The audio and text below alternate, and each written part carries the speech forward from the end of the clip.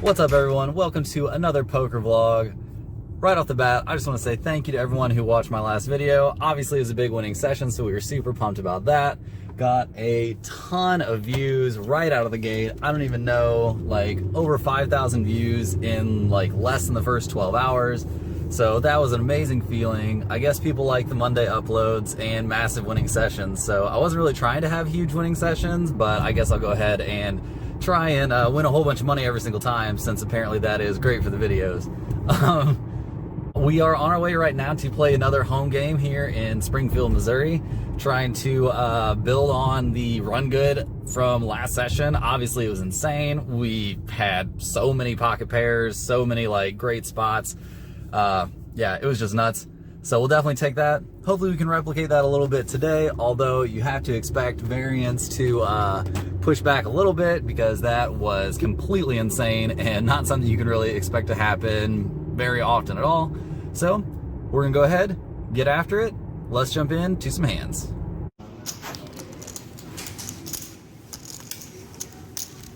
Okay, so the first hand we're gonna look at in this session, I've got pocket nines from the cutoff, starting this hand off with about 270, and we're playing seven-handed right now, very early in the session.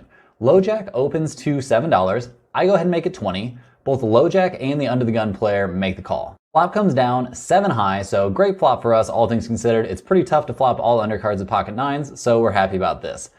Things escalate quickly as the low jack shoves all in for $80. Now, I'm not really 100% sure what to do here, but I'm pretty sure with a short stack like this, if he has a bigger pocket pair than pocket nines, he's gonna have been looking to get it in before. I go ahead and make the call. The under the gun player folds. The low jack shows down ace king of spades. So we're in great shape, just gotta dodge those two overcards.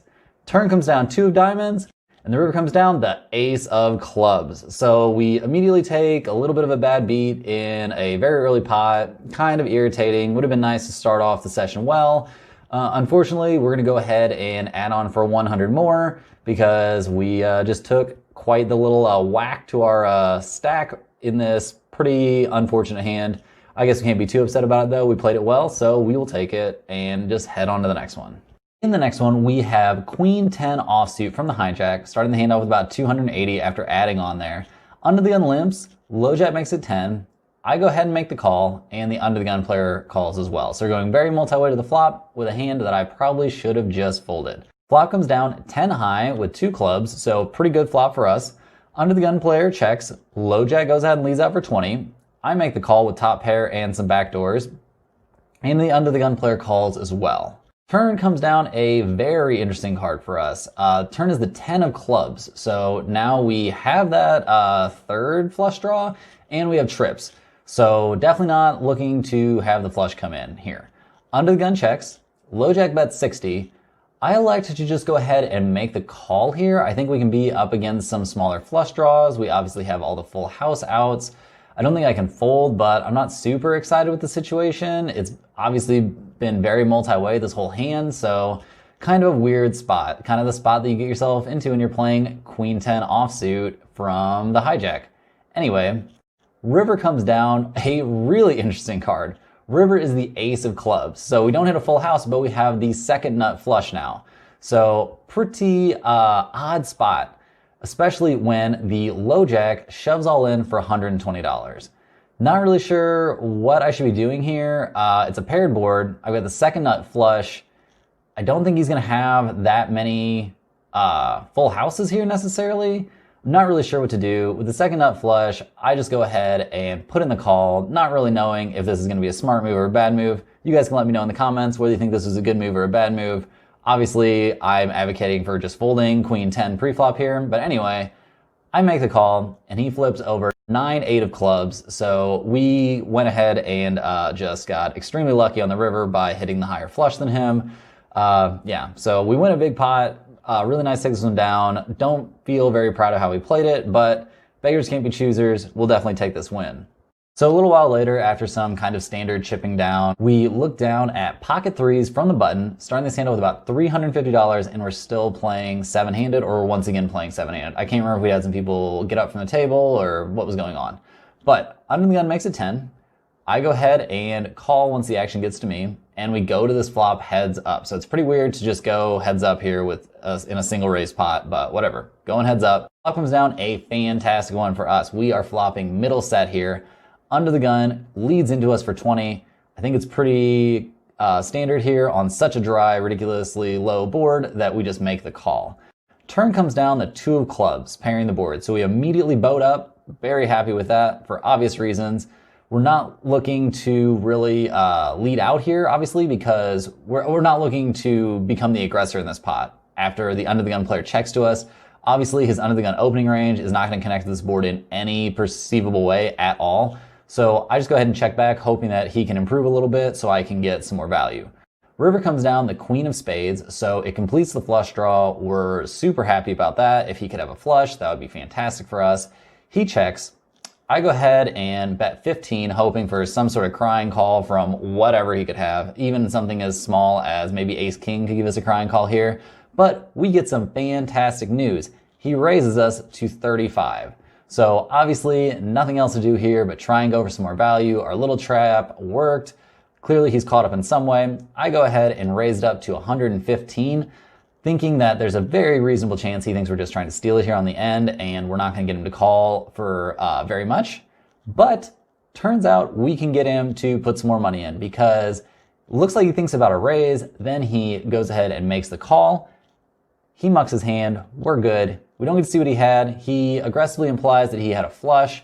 I don't know that I believe him. I kind of feel like he would have came back over the top, but in this game, people tend to play kind of tight passive occasionally, so maybe he did have a flush and just called here. But anyway, we take down another pretty nice sized pot, so we're going ahead and chip him back up a little bit.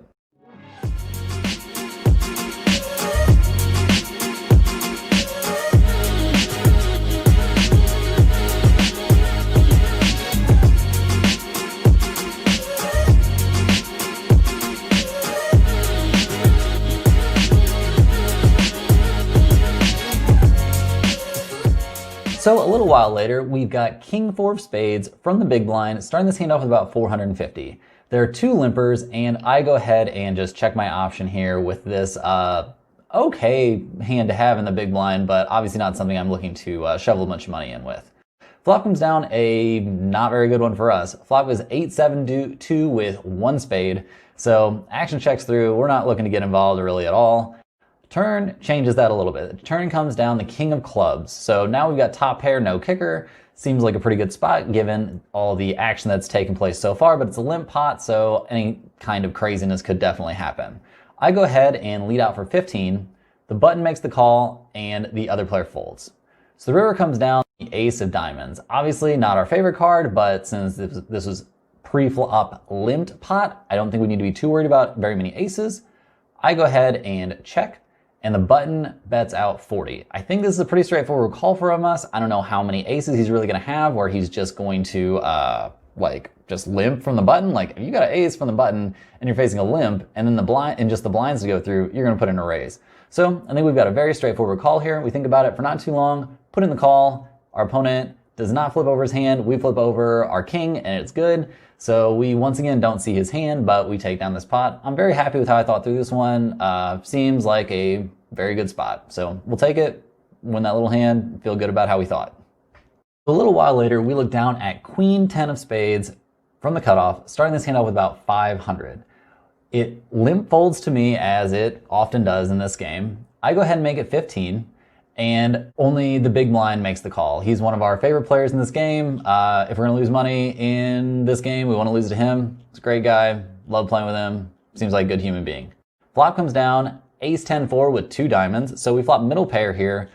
We know that the big blind can have a very wide range. He likes to play a lot of hands, so seems like not the worst flop in the world for us. Big blind checks, so that makes us feel even better. We go ahead and bet out 20, and he makes the call. So we would have been very okay with just taking this down here, but the fact that he just check calls makes us feel pretty good. Turn comes down 3 of spades, so we pick up a flush draw on the turn, feeling great about where we're at now. Big blind checks, so we're feeling even better. I go ahead and lead out 45, and he makes the call again. So now we're starting to feel like he probably has an ace. After he calls 45, he could have ace, or he could definitely call us with a flush draw. Probably the front door flush draw, but he could have some sort of pair. and the backdoor flush draw, the same hand that, like the backdoor flush draw that we have. So pretty interesting spot. River comes down a brick. River is the 9 of hearts, so we don't hit our flush draw at all. We do not improve. We are sitting here with second pair. So things get very odd when the big blind leads out for 55. I think this is a fold. This is a very smart thinking player who could realize that we could be a little bit weak here, although generally when we play this hand this way, we're going to have an ace. So I'm not really sure. I think this is a fold for me. Unfortunately, I do not find the fold button, guys. Shocker of the century. I go ahead and put in the call, and he flips over ace jack offsuit. So he elected to slow play the ace jack pre-flop. I actually think that's super standard for this game. I think most opponents are going to just call the pre-flop raise with ace jack, especially the offsuit variety. So we lose this one. I think we could have saved ourselves $55 in the end. They say, especially online, the big difference between good players and very mediocre players is the mediocre players get good by learning to fold. So maybe someday I'll learn to fold, but apparently that day is not today. So after the debacle with Queen 10, we've chipped down a little bit. We're sitting at 325 approximately. We're in the big blind. We're starting this hand off with pocket 8s. The button straddles. I go ahead and call the straddle from the big blind. Early position player makes it 15, and middle position player makes it 45. So obviously in a home game at low stakes, you're not going to see that much light 3-betting. So I think I could maybe find the fold button here. If I'm deeper, especially with the stacks where they are, if I'm deeper, I can try and set mine much more profitably, but with only like 100 big blinds, or I guess it's 1-2, but it plays more like a 1-3, so whatever. So with only 300-ish in front of me, I don't think I should be calling for 45 with almost no hope of winning the hand except for flopping a set. But unfortunately I do, and the early position player makes that a slightly better decision for me as he puts in the call as well. Flop comes down, a very interesting one. Flop is all undercards, 7-6-4. So we have a gut shot straight draw and an overpair. The action checks through. So I think this is, because I'm obviously going to be checking my entire range here. So I think this is a very straightforward flop. I guess I could go for a check raise if I had checked and someone had bet behind me. I don't think this would be a bad spot for that at all. But anyway, that opportunity does not present itself. Turn comes down, the 9 of diamonds, and I decide to take the lead here. I don't think I like this. Obviously, I'm looking to chase off people with like ace king or hands like that, I suppose. Although I think against them, I could just wait and try and get to showdown. But I guess putting in a bet is a good way to deny their equity. Weirdly, both players call. So really no idea what's going on here. Did not expect 2 calls on this board with this run out. But off to see River regardless. River comes down, a terrible card for us. River is the ace of diamonds. So I'm done with this now, obviously, after we see a 3-bet and a call pre-flop. There's no way we have any chance of being good with our pocket 8s. I check, early position checks, middle position player bets out 75. I fold, obviously. Middle position player thinks forever and makes the call, and we end up seeing a showdown of ace king versus ace queen. So we were in great shape on the flop and the turn, but things completely blew up in our faces on the river. So I have no idea how they both call me on that turn when I lead out. No idea. Like, what do they think I'm going to have? But anyway, they did, and they were rewarded. Well, one of them was rewarded, one of them was punished on the river. So anyway, on to the next one. Not very happy with how that turned out, but I guess we can't be upset with how we played it. So this next hand, we are down to around 180, so we're starting to get a little short and starting to get a little frustrated, which is pretty dumb considering how well we ran in our last session, but oh well. I've got ace-jack offsuit from under the gun, starting the hand off with about 180, and we're playing 6-handed now. So that makes ace-jack a little bit better of a holding since we've got fewer players at the table. The button straddles, so that's been a pretty standard thing. This is also a player who is known as a fish that plays in the higher stakes game. So higher stakes games run around this guy. He's very aggressive. The big blind calls. I go ahead and make it 20. The button and the big blind both make the call. So we're going 3 ways to a flop. Comes down ace high. So very good flop for us. Pretty excited about this. Hoping this is an opportunity to double up. I go ahead and lead out for 45, mostly targeting the button player who I know is always out to try and stack me and out and try to stack anybody and just out to get money in. So He is the only one that makes the call. So going heads up to the turn, which comes down the 8 of clubs. I go ahead and shove all in on this card, looking to charge all the draws as much as possible, mostly the heart flush draw, and he calls us instantly.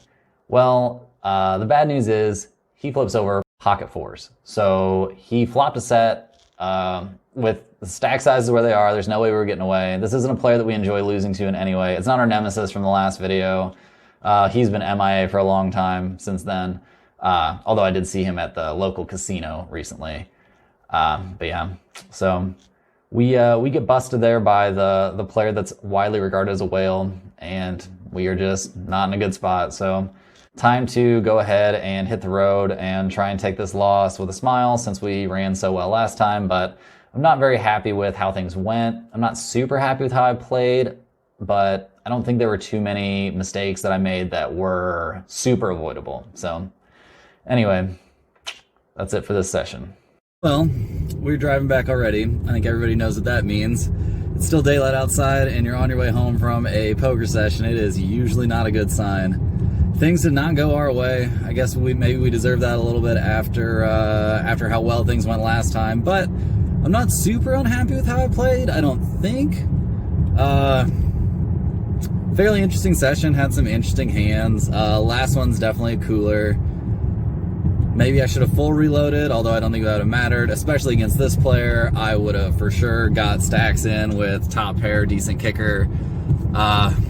I mean, he plays like a maniac. Not my favorite person in the game. Actually, my least favorite person in the game. Yeah, don't really know what to say.